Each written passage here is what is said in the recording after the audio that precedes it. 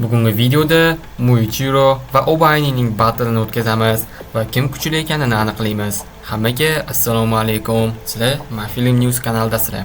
Agar tayyor bo'lsanglar, bugungi qiziqarli videomizni boshladik.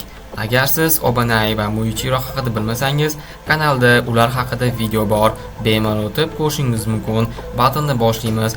Battleda kuch, tezlik, chidamlilik, chaqqonlik, texnika, qobiliyatlar, jang taktikasi va aql zakovat bo'ladi. Obanai va Muichiro haqida qisqacha ma'lumot berib o'taman. Muichiro Tokita, Miss Hashira, eng yosh Hashira, 24 yosh, deyarli genius, 2 oylik mashg'ulot bilan Hashira bo'lgan. Muziga o'xshash fikr yuritadi, xotirjam, ammo tez harakat qiladi. Qattiq jarohatlanganda ham jangni davom ettira oladi. Obanai Iguro, Serpent Hashirasi, tajribali, intizomli va jiddiy harakatlari ilondagi g'ayritabiiy. Ko'r ko'zini ilon orqali qoplaydi.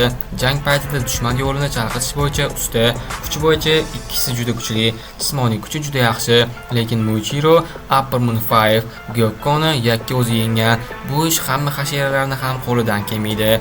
Obanai Muzanga qarshi kurashgan, yaxshi jang bo'lgan, lekin jismoniy kuch, o'zi umuman kuchda Obanaidan ko'ra Muichiro kuchliroq va kuch bo'yicha Muichiro g'alaba qozondi va hisob 1-0. Tezlikka keldik. Tezlik bo'yicha ikkisi teng edi, lekin Muichiro Demon Slayer belgisini yo'qotgach, harakati sezilmay qoladi. Ya'ni tezligidan uni ko'rish imkonsiz bo'lib qoladi. Obanai ham tez, lekin Muichirodek tez harakatlana olmaydi. Tezlikda ham Muichiro yutdi. Hisob 2-0. Chidamlilikda ikkisi ham zo'r, chunki ularning himoyalanishi juda yaxshi. Chidamlilikda ularni solishtirish juda qiyin. Muichiro yarador holda ham Demonni yengan, qon yo'qotgan, ammo baribir yengan. Obanai Muzan bilan oxirgacha kurashadi. Ko'zini yo'qotib ham jangni davom ettirgan. Ularning ikkisini ham chidamliligi yaxshi. Shu uchun ikkisiga ham 1 balldan beramiz va hisob 3-1. Chaqqonlik va texnika. Muichiro juda tez harakatlangani bilan chaqqon emas, chaqqon, lekin Obanaidek emas. Ikkisi ham chaqqon. Muichiro Miss Breathing, juda egiluvchan, chalg'ituvchi texnikalari ko'p. Obanai Serpent Breathing, aylanma va murakkab, raqibga yaqinlashib turib chalg'itish usuliga ega. Chaqqonlikda meni fikrimcha Obanai Muichirodan sal chaqqonroq va tezroq. Hisob 3-2.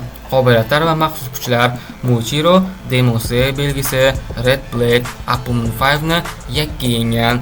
Obanai Demon Slayer belgisi, Red Blade, ilon bilan sezgi. Obanaidan ko'ra Muichiroda qobiliyatlar va maxsus kuchlar ko'proq. Hisob 4-2.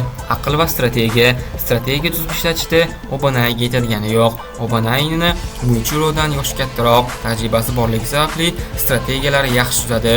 Muichiro yoshligi bois impulsiv harakat qilib, kuchiga ishonadi. Obanaining har bir zarbasida reja bor, jiddiy jang strategiyasi bilan harakat qiladi. Shu uchun ko'p yengilmaydi. Va hisob 4-3. Videoni reklamadan so'ng davom ettiramiz.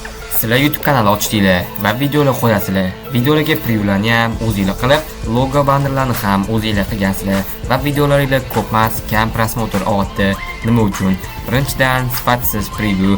Odamlar sizlarni videolarini ko'rishdan oldin ustidagi rasmiga, tekstiga qarashadi va sizlarga hozir ikkita rasmni ko'rsataman. Ikkalasi ham bitta filmning videosi, lekin previewlar har xil. Va mana sizlar albatta o'ng tarafdagisini tanlaysizlar, ya'ni buni. Chunki bunda personajlar to'g'ri joylashgan va tekst to'g'ri yozilgan va preview zo'r chiqqan. Agar sizlarga ham sifatli va tez zakazlarni tayyorlab beradigan dizayner kerak bo'lsa, men sizlarga Muhammadillo dizaynerini tavsiya qilaman. Muhammadillo dizayner preview, logo, avatarka, banner, xullas dizaynerlik qiladigan hamma ishlarni qiladilar va muomala zo'r. Agar previewni o'zgartirish kerak bo'lsa ham, yo'q demasdan o'zgartirib beradilar. Men Muhammadilloning telegramlarini opisiyaniyada qoldiraman. Bemalol o'tib zakaz bersanglar bo'ladi. Bugungi battle'imizda 4-3 hisobda Muichiro g'alaba qozondi. Agar sizlarga battle yoqgan bo'lsa, kanalda yana shunaqa qiziqarli battle'lar chiqadi. Agar Demon Slayer Iblislar qotili animasidagi 2 personajning battle haqida video yoqqan bo'lsa, kanalda yana ko'plab battle'lar chiqadi. Siz qaysi personajlarni battle qilishimni xohlaysiz? Kommentariyada yozib qoldiring. Keyingi video Yorichi haqida bo'ladi. Agar video yoqqan bo'lsa, like bosib qo'yish esdan chiqmasin va Demon Slayer animesini My Anime News Telegram kanalidan ko'rishingiz mumkin. Kanal ссылкасы описанияda bo'ladi. Agar videoga like bosib, kanalga obuna bo'lgan bo'lsangiz, hozircha xayr. Keyingi qiziqarli videolarda ko'rishguncha